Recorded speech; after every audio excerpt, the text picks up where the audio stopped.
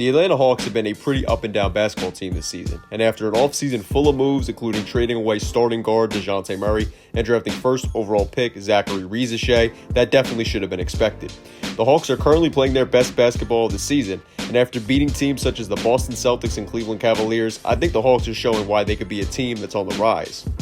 I want to touch on the Hawks' issues that they improved on later in the video, but first I want to talk about Jalen Johnson, as I remember watching a good amount of Hawks games on League Pass last year, but when I saw a large number of people saying Johnson would be in the most improved player race for this season, I felt like this is a guy that I definitely need to pay closer attention to. This season, Johnson has without a doubt been one of the most important players on the Hawks roster. He's either leading or in second place in terms of the per-game stats for points, rebounds, assists, steals, and blocks for the Hawks this season. What makes Johnson so lethal is he's tremendous on both sides of the basketball for Atlanta. In regards to the offensive side of the ball, though, Johnson's working the pick and roll as both the screener or ball handler has been one of the key reasons the Hawks' offense has been pretty difficult for opponents to stop, especially as of late. He's done a great job of attacking mismatches and both dishing out or throwing down alley-oop passes as well. With that said, it's easy to see Johnson has truly been a Swiss Army knife for Atlanta, averaging 20.1 points, a great 9.9 rebounds, and 5.5 assists, along with great defensive stats of 1.4 steals and 1.1 blocks per game this season. Johnson hasn't been the only guy who's been an X factor for Atlanta, as DeAndre Hunter is pretty much just as important as any other player on the Hawks roster this season. Reason I say that is Hunter's scoring is what's helped the Hawks fuel their recent improved play. The Hawks have a 7-0 record when Hunter scores 20 or more points in a game this season, which of course is huge for them.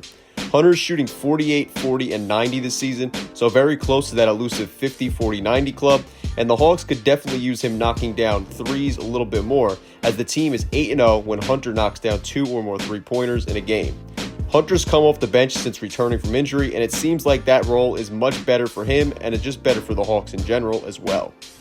The reason Hunter's offense has been so integral to the Hawks' recent success is because of star Trae Young's struggles. Trae Young is having what I would say is his worst season of his career scoring-wise, averaging the second lowest points per game total of his career on his worst shooting percentages from both the field and three-point range. Young is without a doubt making up for it though with his league-leading 12 assists per game this season. Young has pretty much unanimously become the best passer in the league in my opinion, as he was 0.1 assists per game away from tying Tyrese Halliburton for the most in the league last season, and this season he leads across the board in pretty much every single passing category.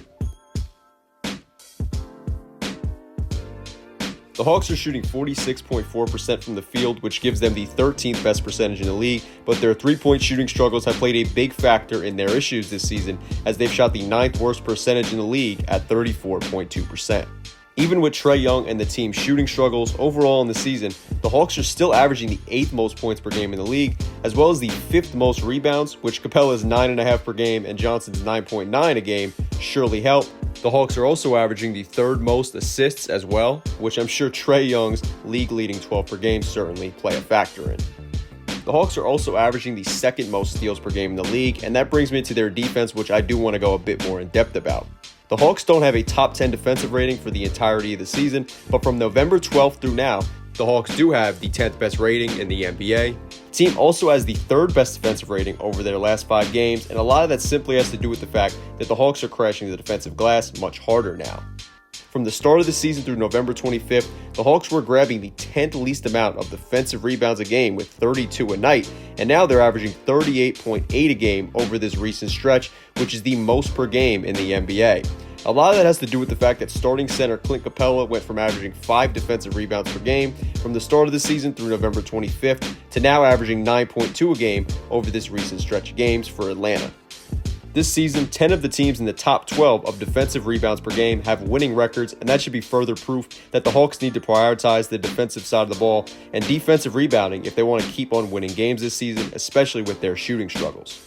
In terms of another defensive anchor for the Hawks, we need to talk about first overall pick Zachary Risacher. He might not be putting up eye-popping stats for a first overall pick, averaging 11.7 points on 41.2% field goal shooting and 29% shooting from three-point range to go along with 3.5 rebounds and 1.3 assists, but his defense has slowly improved as the season's gone on. Over the last 11 games, he's put up a phenomenal 98.5 defensive rating, and I think it's safe to say him along with Capella have been so integral to the Hawks' recent stretch of great basketball played.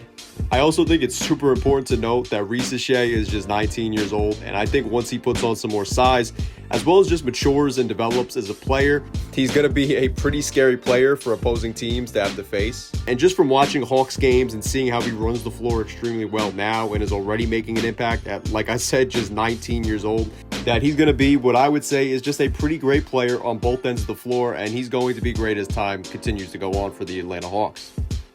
The Hawks' shooting struggles are without a doubt their biggest flaw and issue this season, but of course we're still in the first half of December, so the Hawks can easily improve on that and look like an even better basketball team as the season goes on.